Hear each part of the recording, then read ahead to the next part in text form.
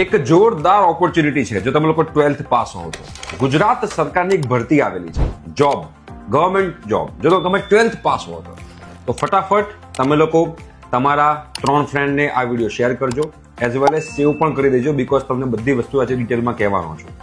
આજે government job જે છે એ તમારે જો એપ્લાય કરવાની લિંક જોઈતી હોય તો તમે કમેન્ટ બોક્સમાં કમેન્ટ કરી દેજો કે લિંક પ્લીઝ સર.